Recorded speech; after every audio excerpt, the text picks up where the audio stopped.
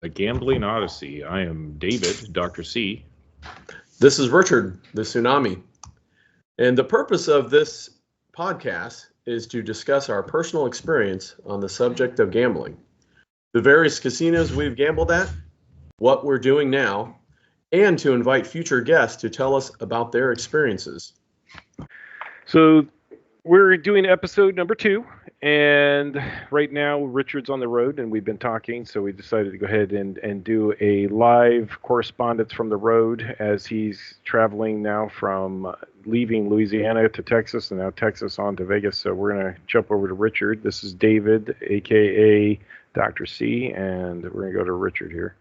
So Richard, you're out in Texas at friends, and you're halfway to Vegas. So what's going on?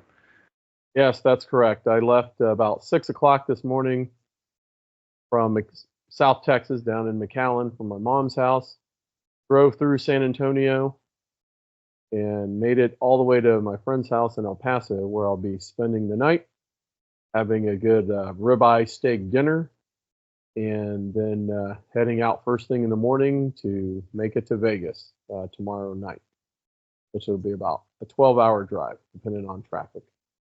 Most people don't know you live full-time in Vegas now after you retired. Is that correct? Right, yes. When I got there in 2020, been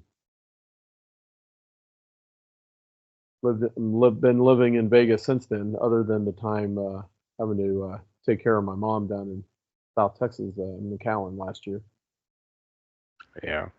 So while we were talking recently, you said that one of the groups, one of the guys from the last meetup at Louisiana, he reached out to you, and he's going to be in Vegas, and you happen to have a hookup coming up where you guys are going to meet up at one of the casinos and basically see what's going on from there, because you guys wanted to get together and talk some more.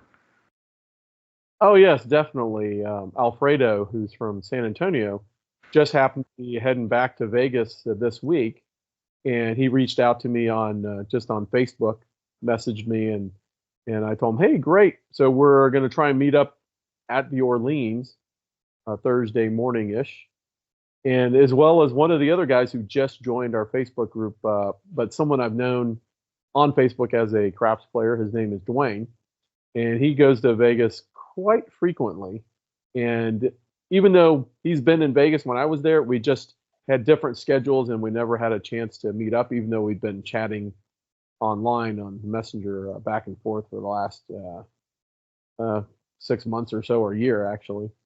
So we're definitely going to meet up as well. So the three of us, and I guess we have a mutual acquaintance who plays crap as well. His name is Uncle Mel. Some folks may know him. He's definitely well associated with the Hawaiian craps players. So he's going to be there as well. So I think between the four of us, if we were all at the same table or playing whatever, we could probably have a really good chance to run it up, and that'll be pretty awesome. Well, yeah, especially when you consider that normally you would just end up hooking up with some random people at a casino table and you don't even know them. So it's kind of nice to actually meet some people that, you know, are like us, who actually try to win at craps and aren't there to gamble per se. We all enjoy the gambling, but it's one thing to bet on a horse you've seen run versus just blindly picking horses. Exactly. It's going to be a real kind of like a mini little meetup, and people who have similar mindsets. We may have different strategies, but we have the end result is to win and run it up and get to table max, whatever it is. Plus, it always adds a little bit extra when you actually know somebody at the table, can have a conversation. You know, it changes the whole environment whenever you got 3-4 people there as a group versus, you know, the next guy in line who's, you know, you got 7 guys betting the don't, and you're trying to roll an all tall small. Yeah, that's it's not as much the environment we were looking for. And though I enjoy blowing up don't players when I roll the pass line, it's just me. Well, that just brings up a story. You know, back on the day when Hooters was an actual casino, the old San Remo. across from MGM, where we had new players that didn't know how to play the game, but they wanted to win.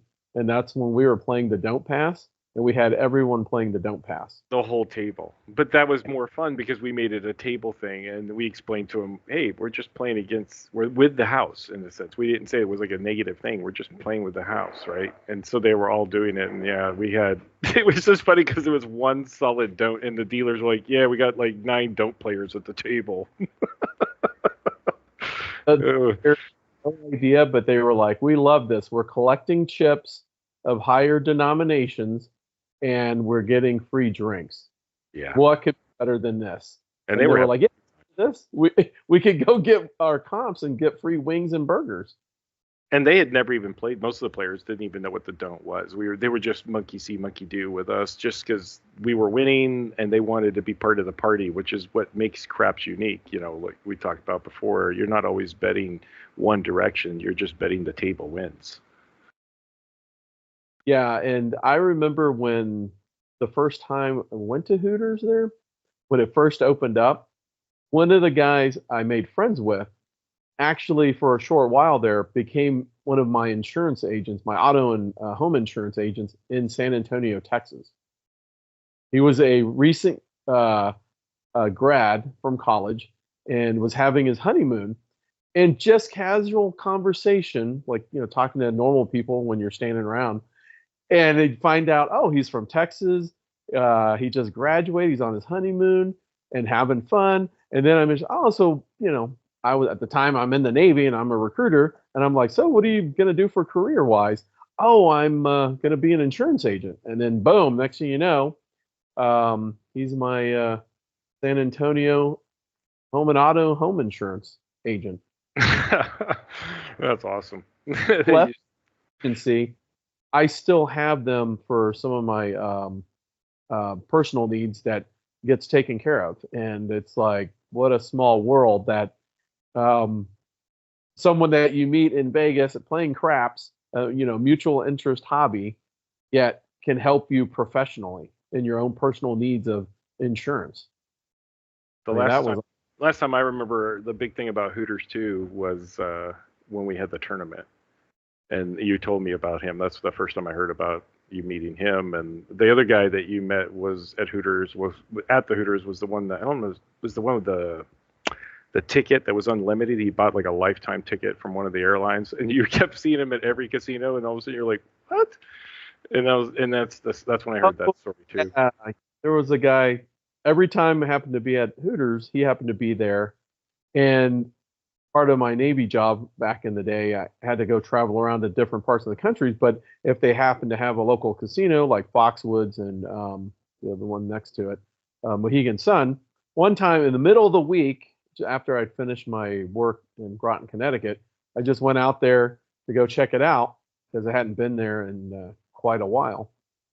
Guess who's at the craps table? The guy that I've always seen in Vegas at Hooters. Like, wow, what were the odds of seeing that guy, that person? And he felt the same way, looking at me like, hey, what are you doing here?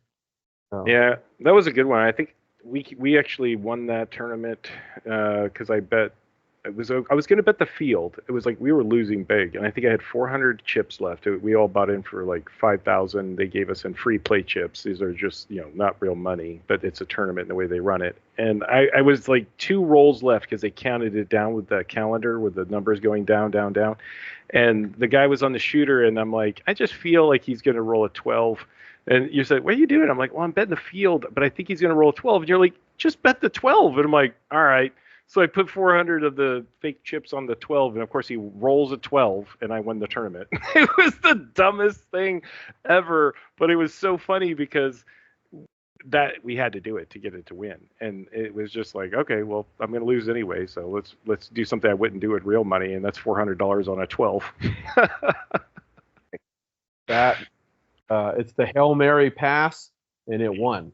It won. I had won 2 tournaments, and the other tournament I won very similar. I had gotten all the way down to pretty low, and I went ahead and put it in the field, doubled it, and then I said, well, let's just put it on the horn, and then the guy rolled 3 more horn rolls, and I won. It was like game over. will make a good future episode that we can go into lengthy details of how those work and what the different types we've been in, and Yeah, the best that's a one good that idea. That's a great idea. Yeah. was what we call the World Series of Craps when they had a craps tournament, The huge, the old Las Vegas Hilton. Yeah, And this, what we mean by World Series of Craps, it wasn't one craps table, not two, not three. It was at least 10. And they had stadium seating so people could look and watch above people playing in the tournament on the craps tables. that's a whole episode in itself.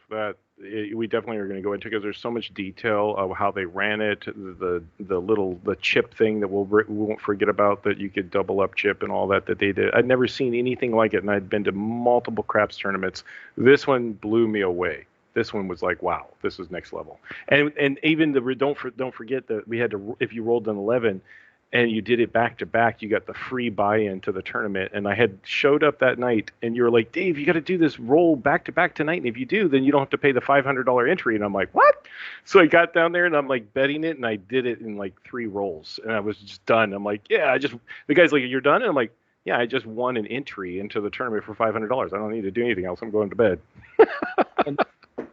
But you actually won real money. You had to place a $5 bet on the come out roll, qualify to roll the second time in order to get the ticket. I think I had to parlay it. If I remember, I had to hit the 11, parlay it, and hit it again. And if I did, then I won. Yeah, exactly. Either I got way, to keep the money. I got to keep the money. That was a good thing. I got that, and I parlayed the 11 after hitting it back to back, which I got to keep that money, which was awesome. So not only did I risk $5, I turned it into more than what the tournament buy-in would have been. It was great. Because if you do that, you had to pay the buy-in, which was $500 for the tournament. Yeah, so we'll go back on that one later, but that was something else. So the other thing too, you said you're meeting up with him. We were also talking about that you met up with another group that also does a hosting similar to what you did in Louisiana. Yeah, hosts for the Premier Casino host group. They're on Facebook, PCH for short. I've heard them on a lot of YouTube videos for like the guys from Colorado, and they also talk about him. Yeah, that's cool. Yeah, so I'm supposed to have another follow-up call and talk about when they plan to have their next meetup, and I think it was sometime around June. I think they're still working out the details between the host, the dates, and all that kind of stuff. And whatnot. So as soon as we get that info, and if they get it posted on the details, we'll definitely get that to the an event or whatever link into the Facebook page, as well as putting it in the podcast notes. Yeah. Well, that's good. Yeah. So other than the drive back, so tomorrow you get there, and you said you're Orleans, and there was another casino you guys were going to check out besides Orleans. He's staying, I think, 1 or 2 nights at Orleans, and that's one of the Boyd casinos, if you didn't know that. Then he was going to, I guess the rest of his stay was at the Horseshoe. That's Caesar's property. So, and that was where, other than, Horseshoe in Paris, that's where I was also a dealer there part-time, even though they had me like full-time hours. So that's another episode in and of itself. So, but yeah, so that would be kind of nice to go over there and see how everything's going on there on whatever time frame. So hopefully they're over there in the morning, because then I'll recognize some of my fellow dealers when I was on the graveyard shift, which was the 4 a.m. to noon shift. So that'll be fun. Yeah, Richard did some dealing for after he got out of the Navy. He didn't, was just like, I'm going to try out some things. Yeah, well, one of the things I would do was use my GI Bill to take an HVAC course. That was something that I was thinking about during the pandemic, once they resumed, teaching operations at the school. It was over out in Henderson. And mostly I wanted to learn it, everything about HVAC, just because of, if you have rental properties or even on your home, no one likes being lied to. Okay. So it's great that there's all this stuff on the internet, but if you can't make heads or tails of it, then it does you no good. It's just all worthless trivia, basically. But now I can go on YouTube and whatever, Google stuff, and I'm familiar with the terms.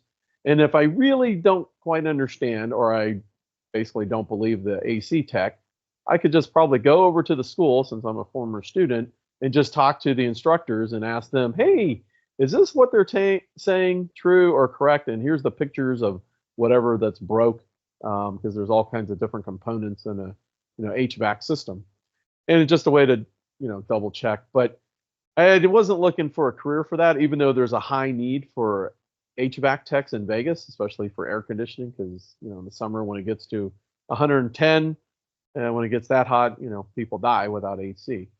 So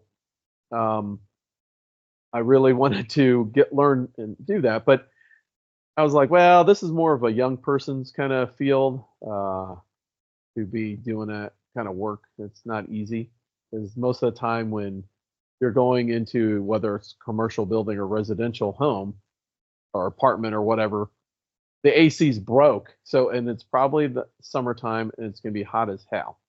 And so, yeah, I think I need to be in an air conditioned place. So that's when I looked at, how do I become a dealer? I'm in the casinos all the time anyways, so maybe I could be a part-time dealer. Let's see what happens. Well, I found a school that accepts the GI Bill, and since I still had a ton of benefits still, I'm like, hey, let me go do that. And that was fun. It was an interesting little setup. It was called the Crescent Dealer School over there in Las Vegas. So I went through the requirements and did the time to, complete the program. So, but I wanted to focus on craps. One, it's the most high demand dealer position of all the casinos, because it's the most difficult game to deal. And I want to say it was a very humbling experience once I was hired at Fremont, one of the Boyd properties downtown, that yes, I know how to play the game. For the most part, I knew the payouts on most bets. Now, some of the prop bets took a little while to get the keys down, which is the shortcut formulas versus counting your fingers.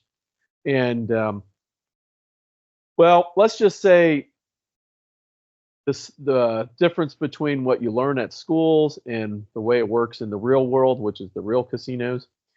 At the school, they're teaching you all the basic rules of the game, the basic payouts and whatnot, and some of the other things of moving the chips around, cutting chips. Well, when you get to the casino, they're even more particular, and supervisors at different shift levels also have their peculiar or specific way of doing things. So that was kind of an adjustment of, it wasn't that, oh yeah, you got the payout right, but from a security game thing that casinos have is they want the dealers to move the chips around in a certain way. So one, the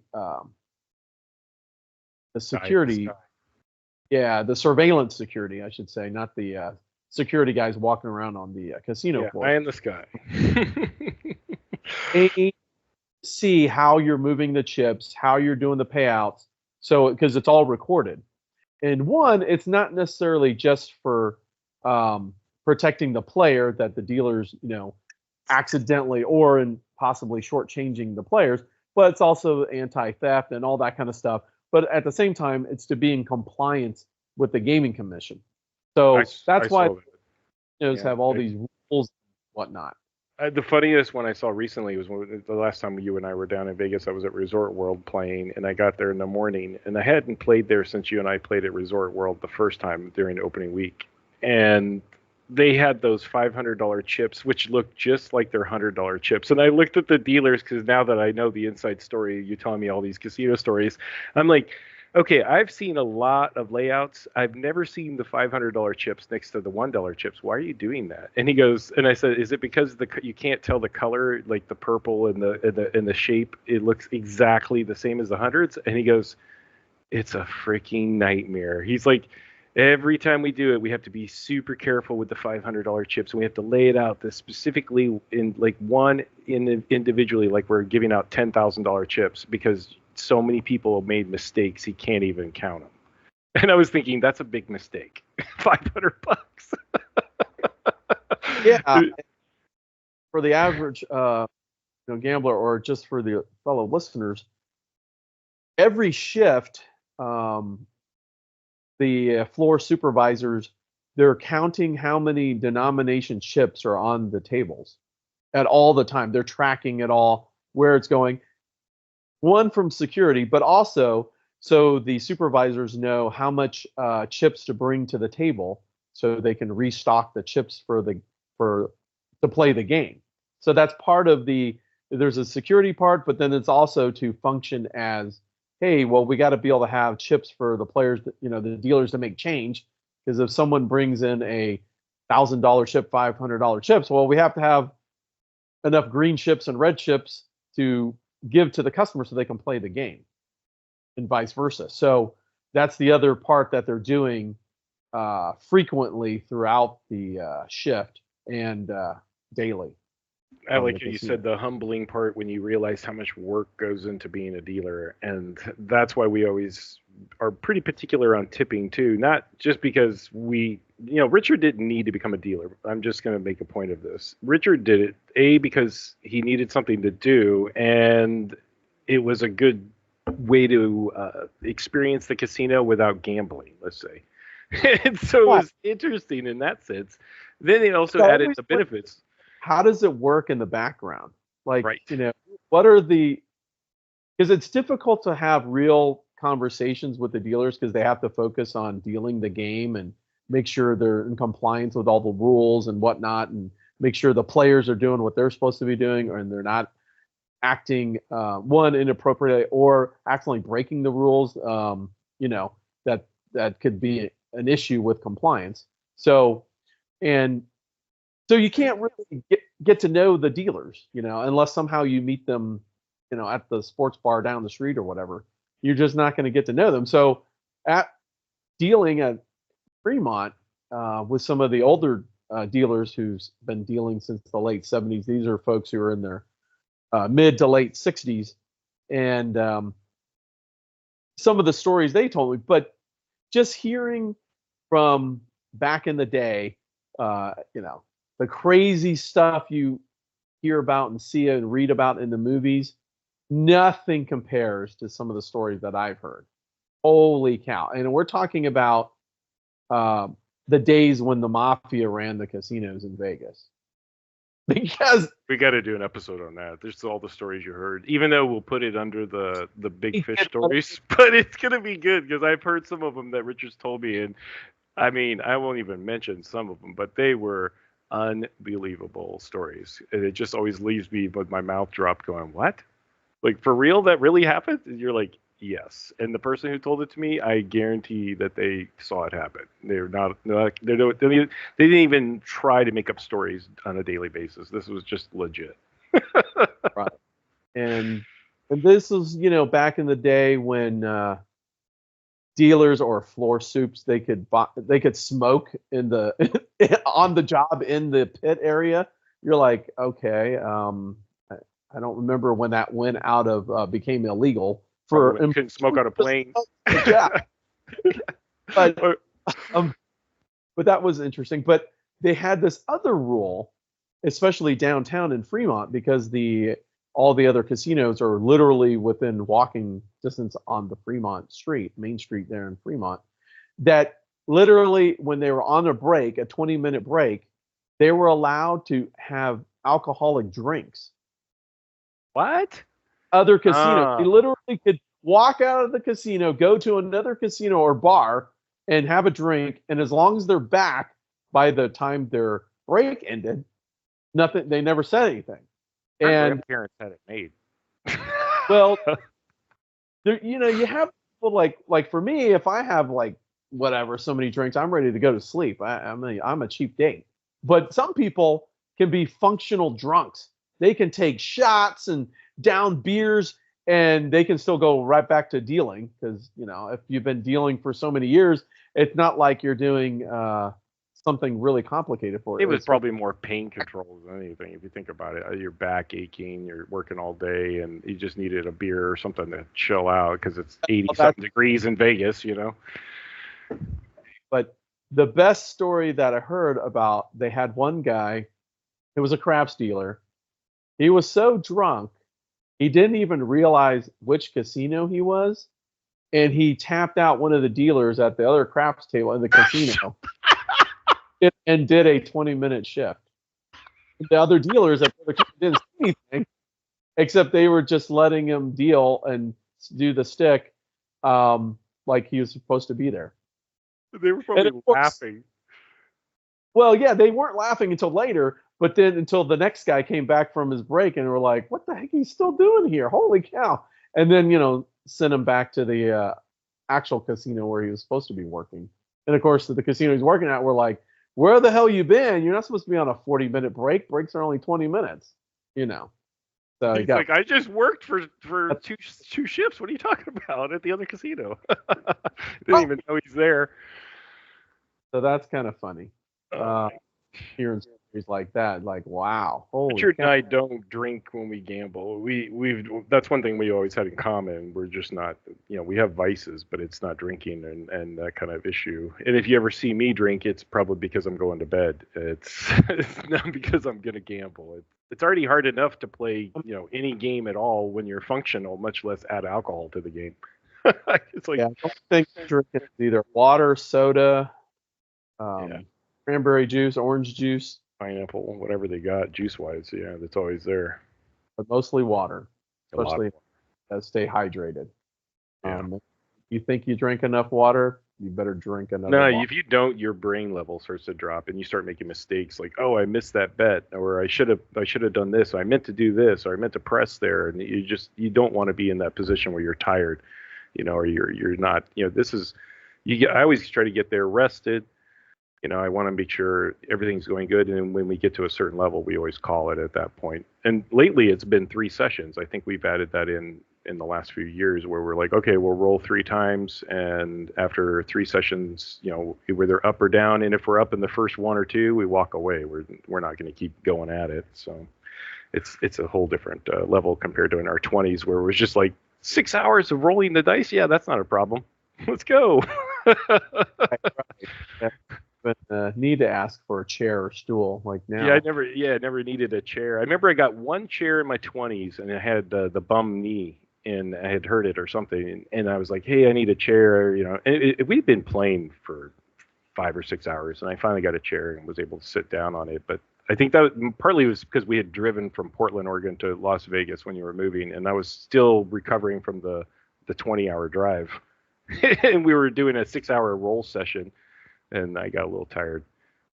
But normally, until I hit about, I don't know, the last couple of years now, I like to sit down a little bit more and just conserve my energy, so I'm not standing at the table. Because most people don't realize, if you don't play craps, what Richard and I are talking about, yeah, you could sit there and it's just me at the table. I could get 3 sessions in an hour, no problem, maybe less. Maybe if I roll poorly, I might get done in 5 minutes. But if you're waiting for other people, some of those people, you got like you said, 8 people, 9 people per side, and they're all getting it, and then all the bets, the money adding to the table. It could be an hour before you see the dice. So if you rolled 3 times, you're there for 3 hours standing, and it's you're having a good time, but at the same time, you don't want to be tired when you get the dice, because you see your performance go down. Just like anybody played pool, or if you went out and shot darts, if you just sit there and stood for 3 hours at a table and then waiting for your turn to shoot darts and had to go, no place to sit down, no place to take a break, and then you're up there throwing, your third session of throwing darts is probably not going to be as good as your first. So we kind of look at that.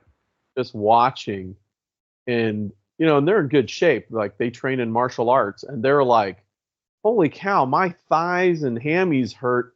And I'm just standing here, like, we're not even like trying. Like, what the heck?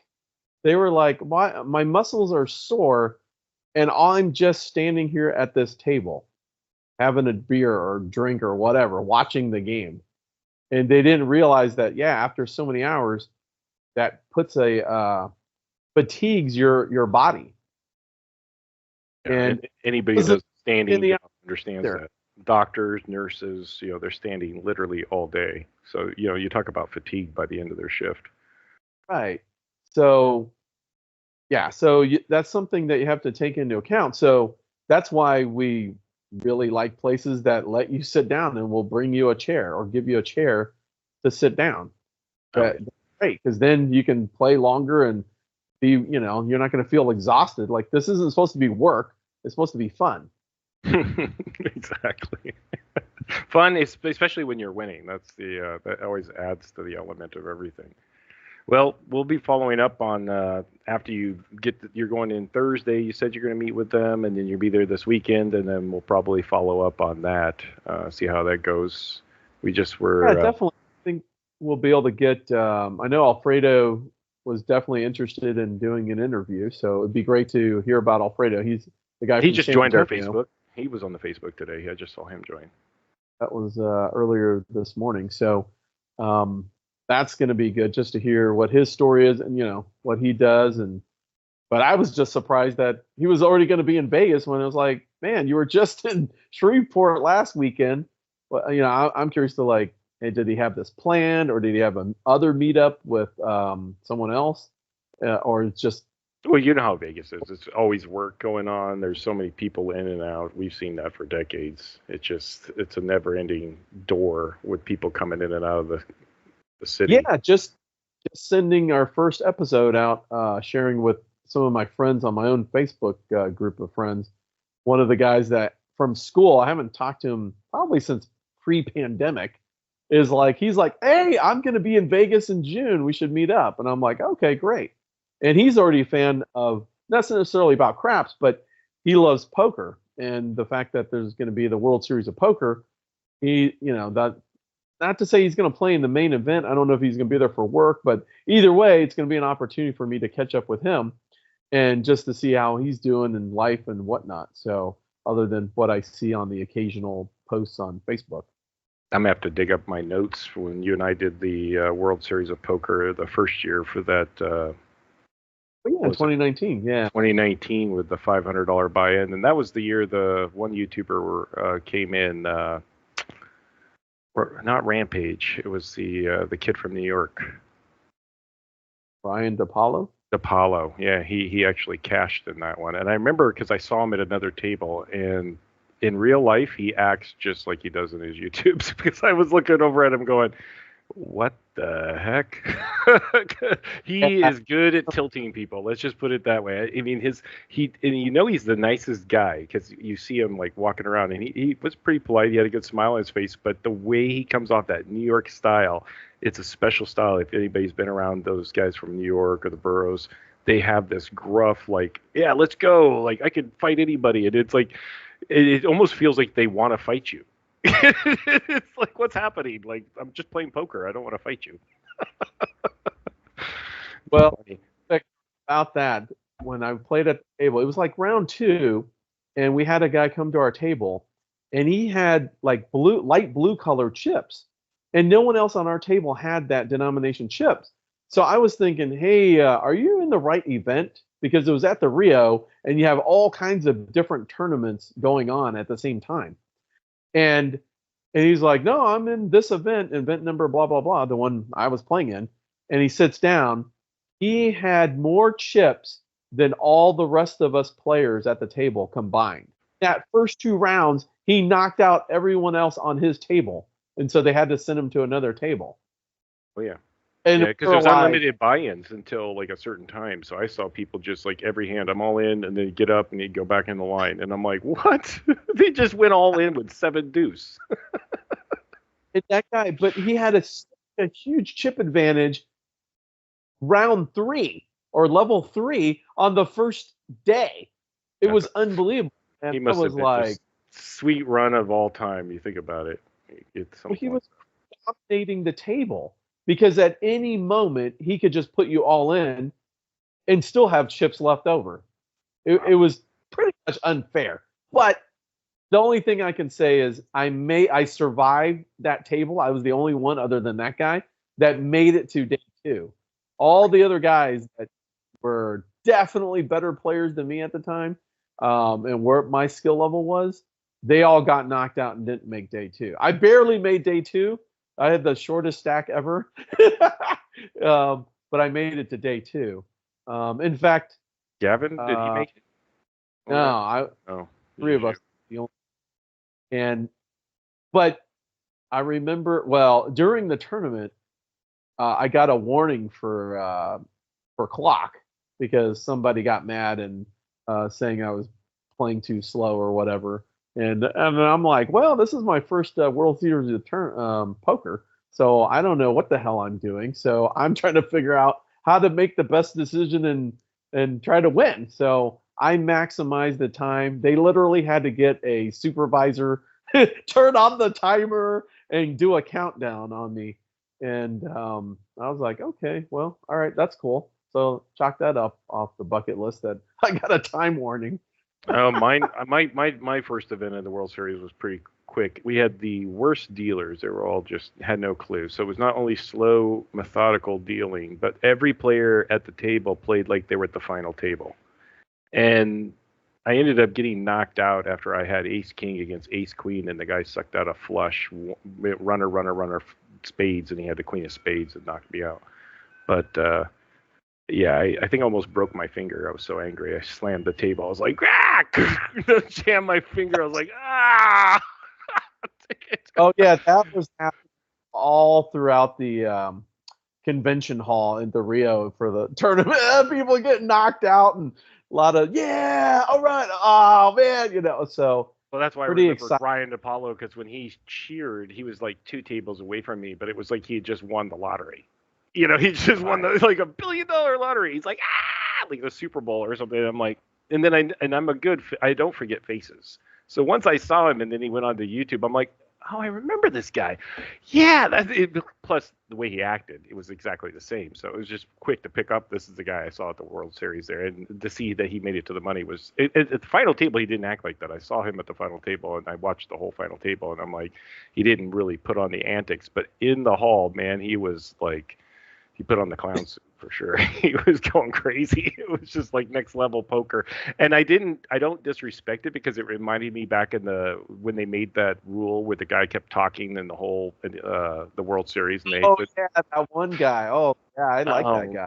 Yeah, he was just like tilting. He's like, go ahead and call me. Yeah, probably I only have this or that. It's like, what's the chances? You just talk them into like making bad calls or whatever. You never do. And so they're like, no more.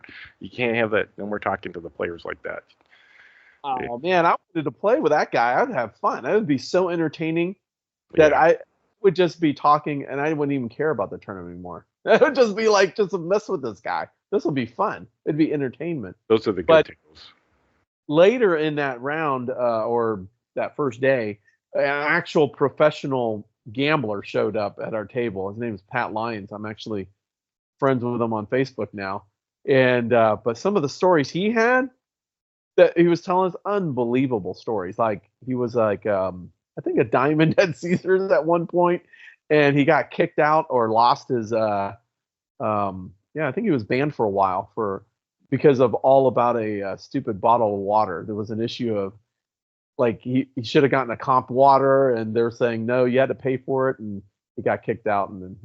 But he eventually got his player status back and could play on Caesar's properties again. But just hearing that story, I was just like, he must have made somebody angry because I mean, you think of like diamond level or 7-star Caesars, they just treat you like king normally. Bottle of water. There was probably some other stuff involved. But just all I remember was hearing about the bottle of water. I'm like, a Fiji bottle of water or like the generic plain. Yeah, the casino water with the fake label put over the top. Yeah.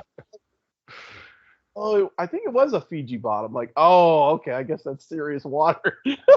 But it was a great story, and it built some camaraderie with the people at the table. Even though we were competing against each other, we all had fun just laughing and talking about it. What happened to him. A lot of the good poker players are like that. Like you see Daniel Negreanu and all them. They're good storytellers, and they'll get the table having that good vibe going. Where everyone's, even though you're competing with him, it's like, I don't know if I'm gonna compete against Dana Carvey. He's just so funny. It's like he's such a nice guy. I don't know. Even though I just lost to him in a bad beat, it was still fun. Yeah, those guys are good. So this is more to come in future episodes. A lot of things to talk about. It's the Odyssey of our gambling. Yeah. That's Richard and I talked about it this morning, and I'm like, we talk about this every day, so let's just put it on there as a quick from the road report. We know you haven't done any gambling, but this is coming up, and since you're going to be there, we'll do an after action report when you're done, and we'll kind of follow up on that, and then go from there. Exactly. All right. We'll let you go. Talk to you later.